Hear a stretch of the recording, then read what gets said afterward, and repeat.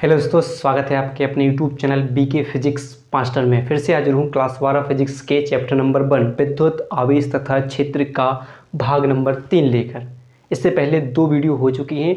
वो वीडियो अगर आपने नहीं देखी हो तो डिस्क्रिप्शन में उसका लिंक दिया हुआ है, उसे जाकर जरूर देख लें। आज की वीडियो भी बहुत शानदार होने वाली है। आज की वीडियो में हम सबसे पहला टॉपिक होगा हमारा आवेश, सतत आवेश वितरण, और जो कि मोस्ट इम्पोर्टेंट टॉपिक है, क्योंकि इससे जो भी हम डेरिवेशन पढ़ेंगे, सूत्र लगेंगे, वो बहुत ही में और आगे काम आने वाले हैं। तो वीडियो को पूरा जरूर देखिएगा। साथ में आपको पीडीएफ भी मिलेगी इस चैप्टर की, फुल पीडीएफ, यानी पहली वीडियो से जितनी भी वीडियो डालूंगा उन सभी वीडियो में पूरे चैप्टर की पीडीएफ आपको मिलेगी।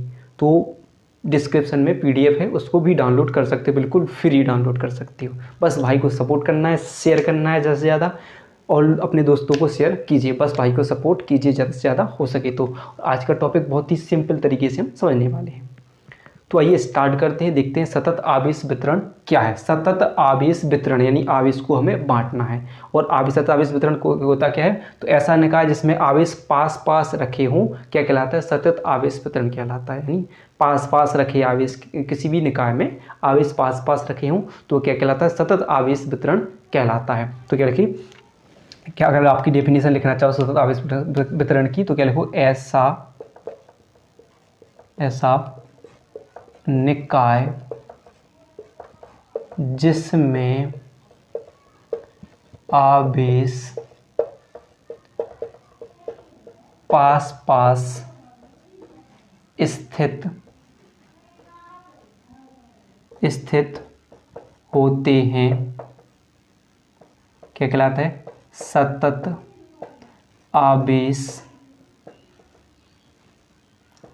आवेश वितरण कहलाता है।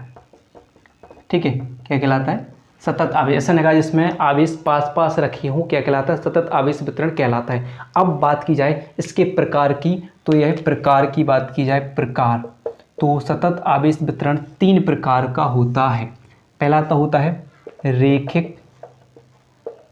रेखिक आवेश वितरण,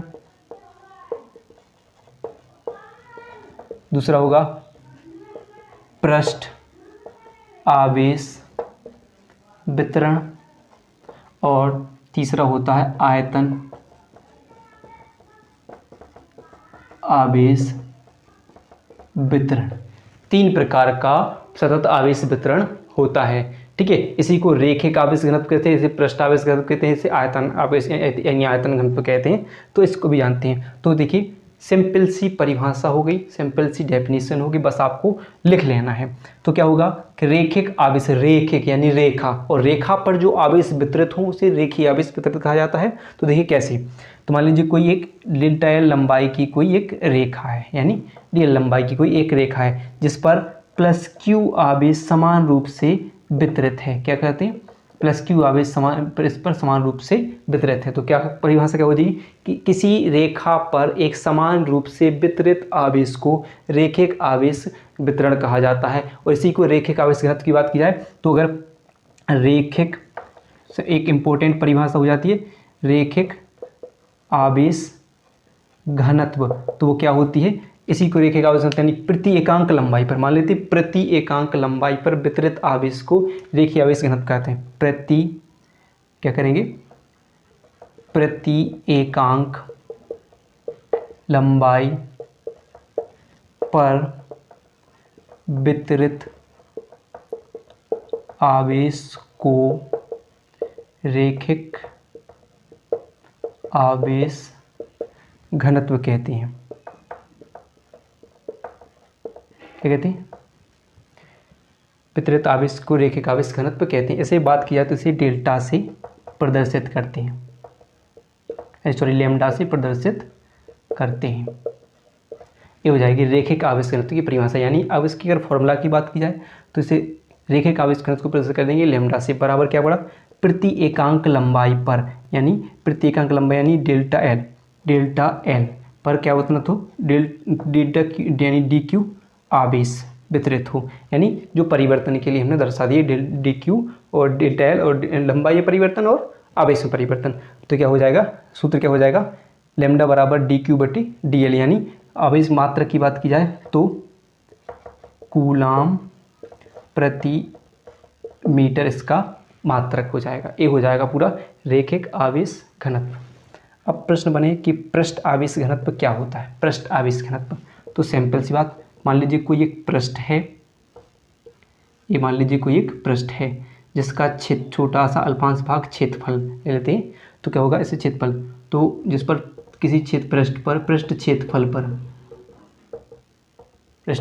पर कोई आवेश समान रूप से वितरित हो, वो क्या कहलाता है, पृष्ठ आवेश वितरण कहलाता है। तो जिसके क्या होगी, तो इसकी जो मान लीजिए क्षेत्रफल है और इस पर कोई समान रूप से आवेश वितरित है, तो वो क्या कहलाता है, पृष्ठ आवेश वितरण कहलाता है। यानी किसी पृष्ठ के क्षेत्रफल पर वितरित आवेश को पृष्ठ आवेश वितरण कहते हैं। और इसे पृष्ठ आवेश घनत्व की बात की जाए तो परिभाषा क्या हो जाएगी, प्रति एकांक क्षेत्रफल पर, पृष्ठ आवेश घनत्व की बात की जाए तो प्रति एकांक क्षेत्रफल पर वितरित आवेश को क्या कहती, पृष्ठ आवेश घनत्व कहते हैं। ठीक है, इसे बात की जाए तो इसे प्रदर्शित करने की बात की जाए तो इसे सिग्मा से प्रदर्शित करते हैं। किससे, सिग्मा से प्रदर्शित किया जाता है। तो अगर बात की जाए तो सिग्मा बराबर क्या हो जाता है, प्रति एकांक क्षेत्रफल पर, यानी जो आपका होगा डेल्टा ए मान लेते हैं, क्षेत्रफल ए है पर वितरित आवेश यानी डेल्टा क्यू हो जाएगा। प्रति एकांक क्षेत्रफल पर वितरित आवेश को पृष्ठ आवेश घनत्व कहते हैं, यानी सिग्मा बराबर क्यू बटे ए भी कैसे लिख सकते हो आप।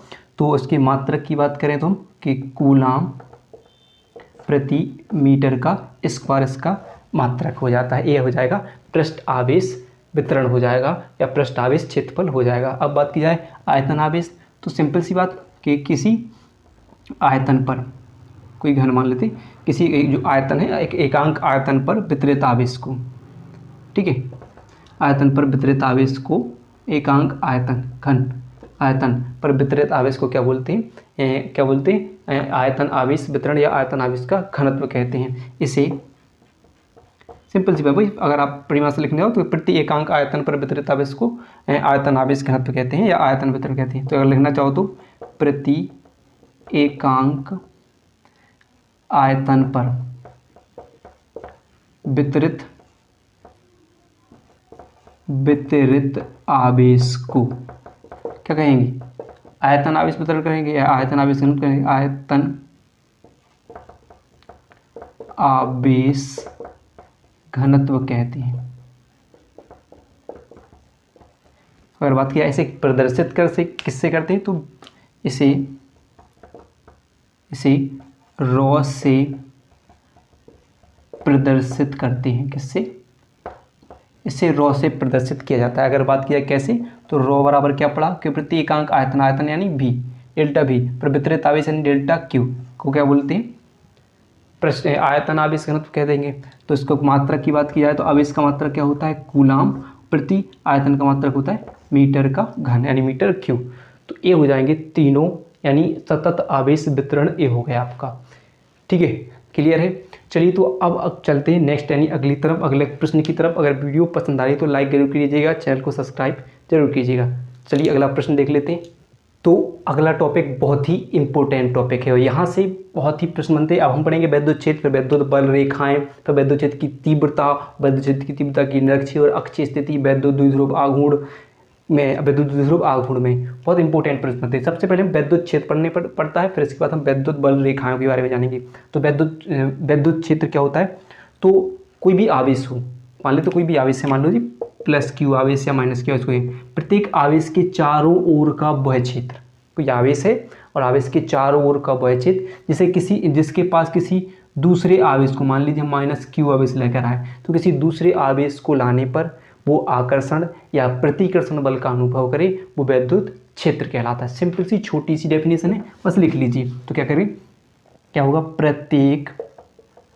प्रत्येक आवेश के चारों ओर का वह क्षेत्र जिसमें किसी अन्य आवेश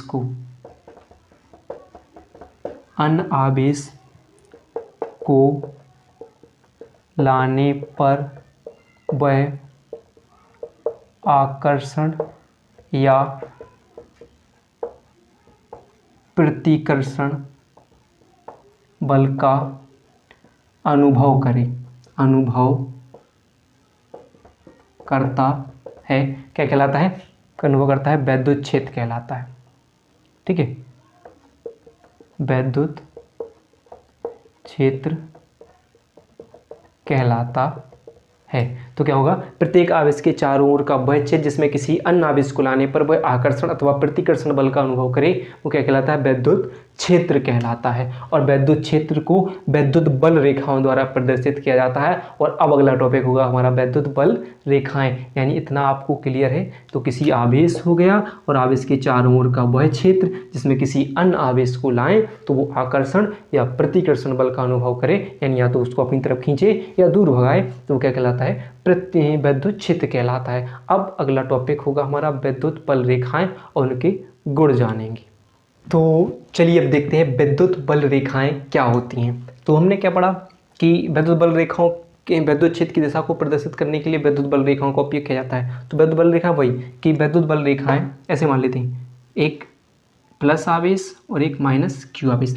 वैद्युत बल रेखाएं क्या है? वैद्युत बल रेखाएं वैद्युत क्षेत्र में खींचा गया वह काल्पनिक एवं निष्कोण वक्र है जिस पर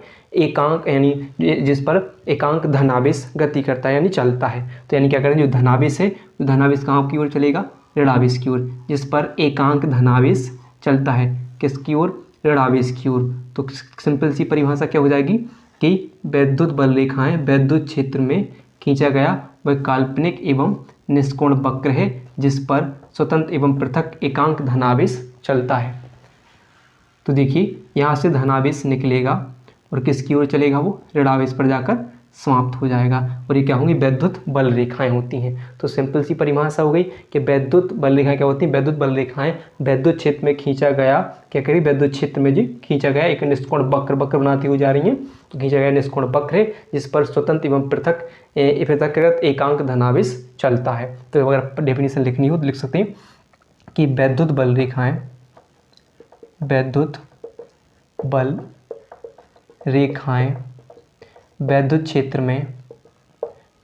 क्षेत्र में खींचा गया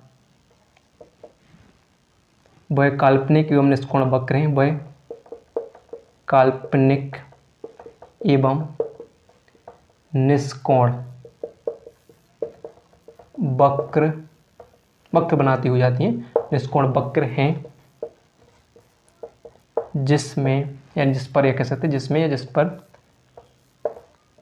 इसमें स्वतंत्र एवं पृथक्कृत एकांक धनावेश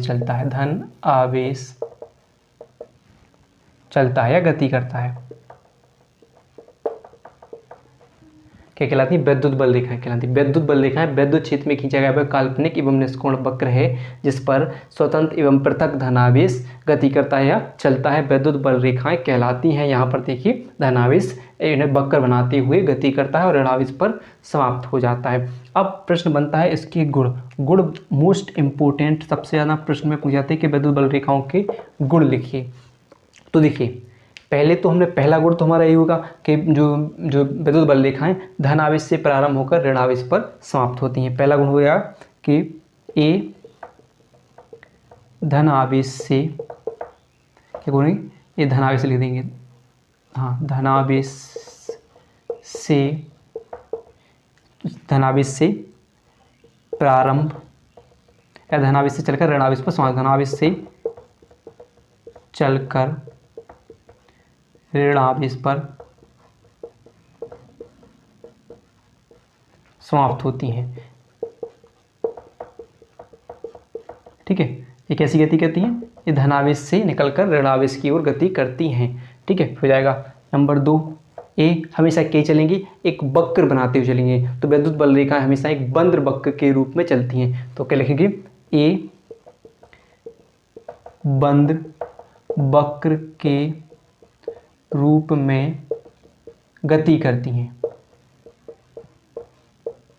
क्या चलती हैं? हमेशा ये बंद वक्र बनाते हुए, यानी वक्र बनाते हुए गति करती हैं। और नंबर 3 हो जाएगा, दो बल रेखा, यानी दो जो बल रेखा हैं वे कभी भी एक दूसरे को आपस में नहीं काटती हैं, यानी दो बल रेखाएं आपस में नहीं काटती हैं, एक दूसरे को नहीं काटती हैं, आपस में एक दूसरे को, ऐसे लिख दो, एक दूसरे को नहीं काटती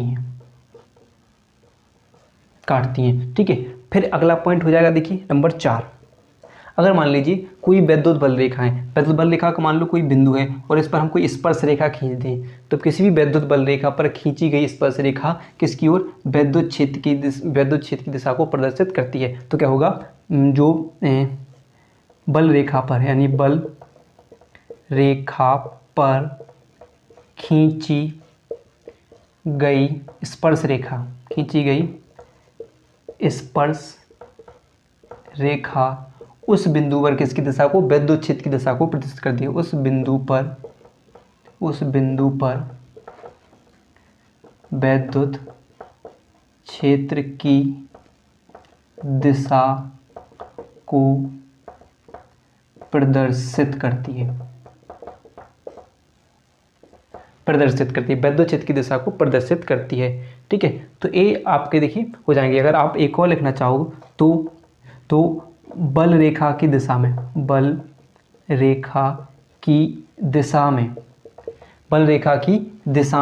विद्युत विभव घट जाता है, विद्युत विभव घट जाता है, ठीक है। ये 5 गुण हो गए, 5 हमने आपको यहाँ पर बता दिए, 5 गुण आपको लिखना है। ये हो गई पूरा वैद्युत बल रेखाएं। प्रश्न पूछा गया वैद्युत बल रेखाएं क्या होती हैं, तो आप लिख सकते हो कि वैद्युत बल रेखाएं वैद्युत क्षेत्र में खींचा गया वह काल्पनिक एवं निष्कोण वक्र है जिस पर ये स्वतंत्र एवं एकांक धनावेश गति करता है। गुण की बात की जाए तो ये धनावेश से चलकर ऋणावेश पर समाप्त होती हैं।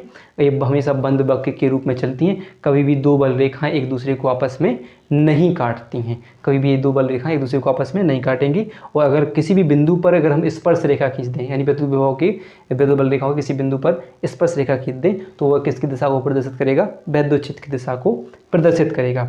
और वैद्युत बल रेखाओं की दिशा में वैद्युत विभव का क्या होता है? घट जाता है। ये हो जाएंगे गुण, 5 गुण हो गए। वैद्युत बल रेखा की परिभाषा, डेफिनेशन हो गई है। और आपके सेट में और भी गुण लिखे हुए हैं, उनको अच्छे से पढ़ लेना।